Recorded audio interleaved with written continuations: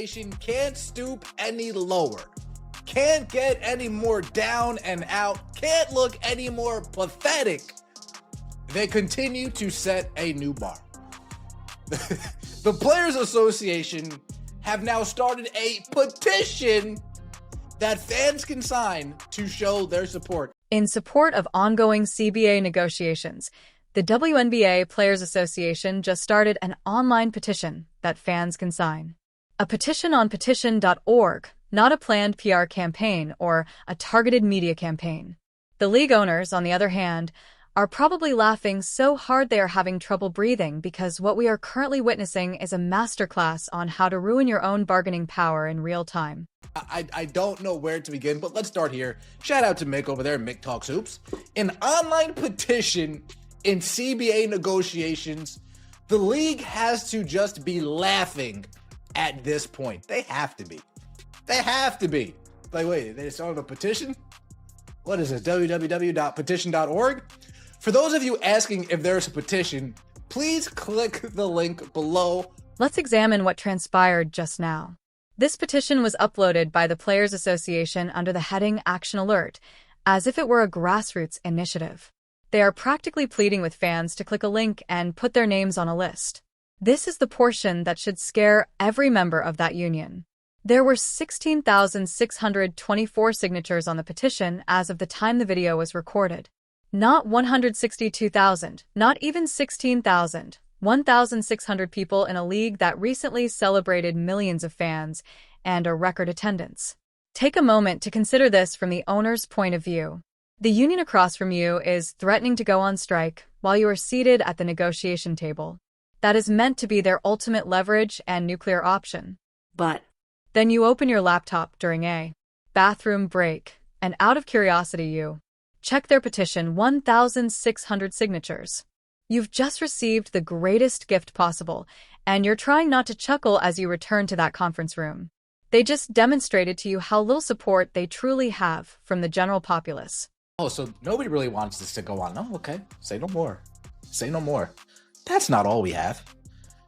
The Players Association, the 2025 WNBA season has set records for attendance, been in total, both in total and per game, even before the playoffs. More than 3 million fans have flocked to see stars like A'ja Wilson of the Las Vegas Aces and Alyssa Thomas of the Phoenix Mercury. However, things worsen. Much worse.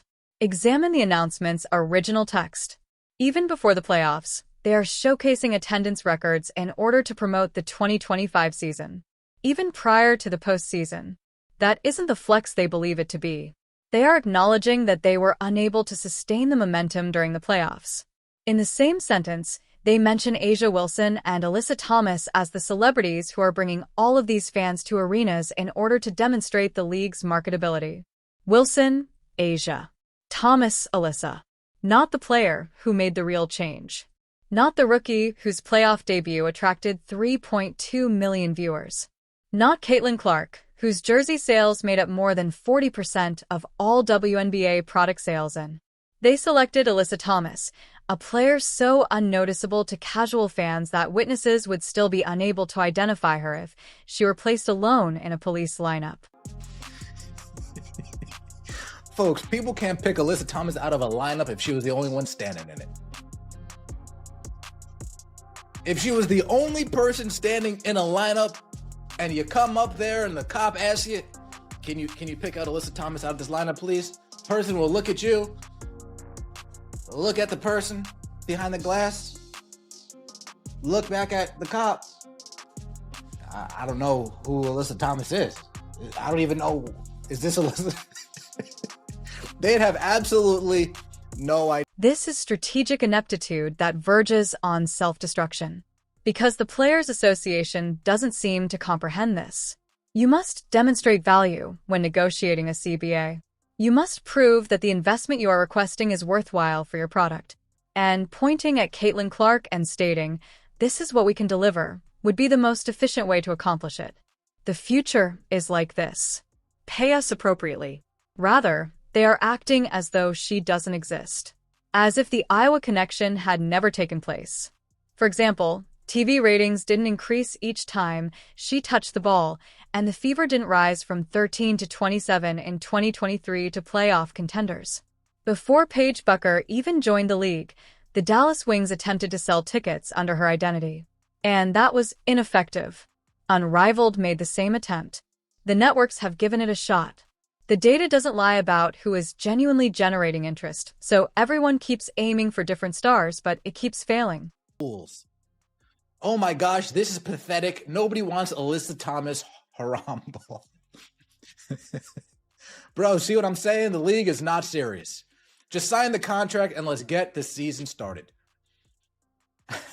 I went to my first 3 WNBA games this year, but I can't guarantee you neither of those players were playing in those said games. Absolute bollocks. And you know what's truly devastating? More than 100 WNBA players are not receiving invitations to Project B or Unrivaled. Players whose WNBA salary is their only source of income while playing professional basketball. Additionally, their union leadership is currently holding a losing hand while playing chicken with the owners. Due to the Players Association's stubbornness and delusions, these players will soon lose their one and only source of income. A valid offer has already been made by the owners. Salary caps exceeding $1 million. The percentage of revenue share was raised from 9% to 15%. $500,000 is the average player pay. $250,000 is the minimum wage. They're not offensive. Those are substantial increases that reflect the league's actual financial position. However, even though the WNBA is still governed by a statute, the union continues to act as though they are entitled to NBA-level compensation. You are attempting to destroy... Oh, boy. Oh, boy. Now, there was one shot fired in here that I thought, oh, yep. I must be missing all those asking about a petition. Yeah, me too. We need a new players union.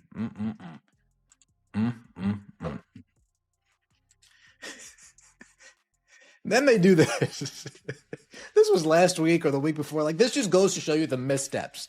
They put this out. WNBA players are ready to strike after contract expires. Yeah, I mean, this is just sad. This is just sad. And then they change their profile picture. Take a look at the words they use in these blogs. The WNBA and team owners continue to disregard player requests and endanger the future of women's professional basketball despite months of stalled discussions. Stalling talks.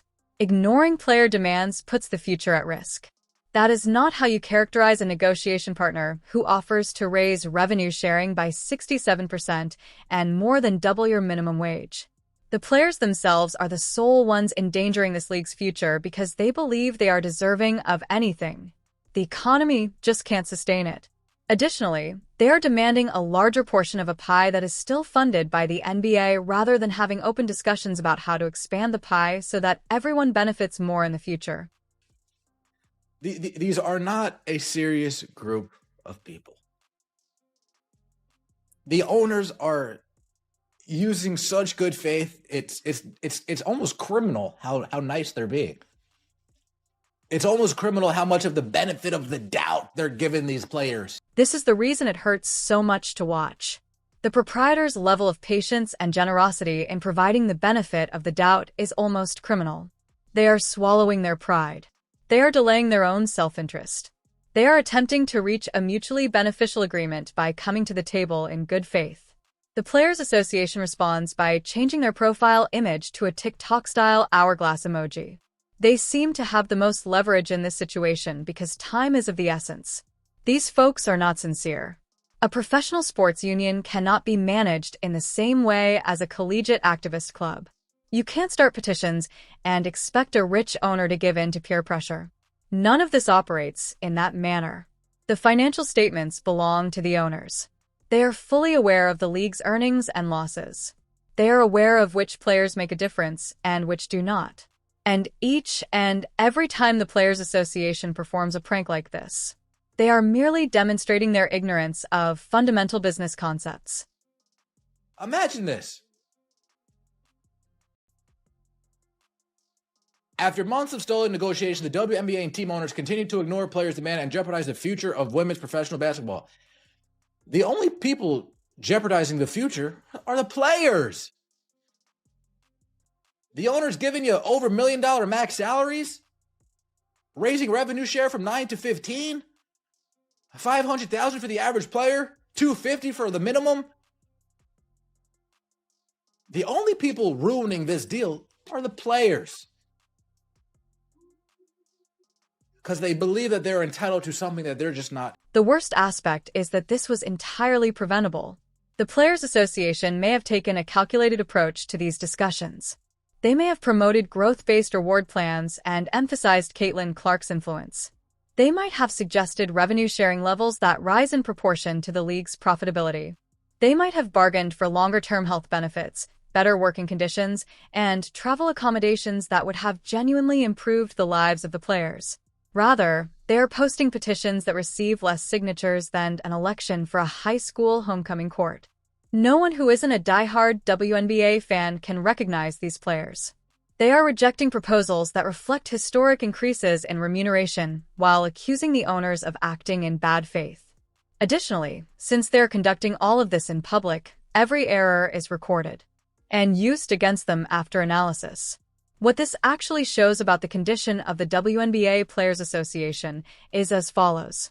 Anyone with even little labor negotiation expertise would have told them that public petitions are a desperate ploy, so either they are totally detached from reality, or they are receiving advice from people who have no experience negotiating professional sports contracts. When all private avenues have been explored and external pressure is required, you go public. However, you can only mobilize when you have genuine popular support. Their lack of support is demonstrated by the 1,600 signatures. It demonstrates that supporters, including those who watch the games and purchase the goods yet are unwilling to support the union's demands. It informs the owners exactly what they needed, which is disastrous for their position. No, if there isn't a season, the supporters won't riot. Instead of watching Caitlin Clark, the casual viewers will simply watch NCAA basketball. The union doesn't really have the leverage they believed they did. These players are receiving as much as the owners can. They are acting honestly. They're attempting to create something long-lasting and expandable, but you can't bargain with people who won't accept fundamental financial facts. Dealing with a union that won't even acknowledge which players are genuinely driving is impossible. Income. This petition isn't simply embarrassing because of this. It's a sneak peek at how the entire negotiation will conclude. Eventually, the Players Association will give in, take something that is similar to the owner's current offer, and attempt to portray it as a win. The union leadership will have lost any remaining credibility, and the non-star players would lose money due to the postponed season.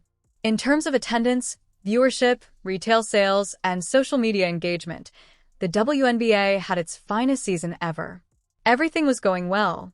Additionally, rather than building on that momentum and reaching an agreement that would position the league for sustained success, the Players Association is out there starting internet petitions and acting Alyssa Thomas is well known. The extent to which they have mishandled this matter is almost astounding. It's almost amazing how they managed to convert the best bargaining position they've ever had into a total catastrophe because, let's face it, they had significant power going into these negotiations. They may have stated, "This is what we can deliver," while pointing to the 2024 figures. We are worth the investment because of this. However, by refusing to admit who actually provided those data, they tossed everything away.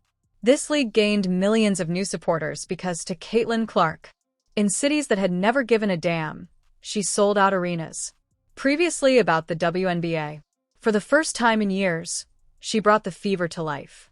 In her debut season, she garnered more media attention than the majority of WNBA players receive throughout their careers. Additionally, the Players Association refuses to mention her name in any of their marketing materials. Not only is that foolish, but it also actively undermines their own interests. What does this mean for us now? With a union that lacks public support, influence, and a well-thought-out plan. With owners who are more than fair but lack motivation to make their offer better. With over 100 players who are set to lose revenue because their leadership is incompetent, and with fans who are watching this train wreck happen in real time, pondering how the Players Association could have made such a grave mistake. You may find all the information you require in the petition with 1624 signatories. The union is not being supported by the supporters. The owner's cave is not being demanded by the public.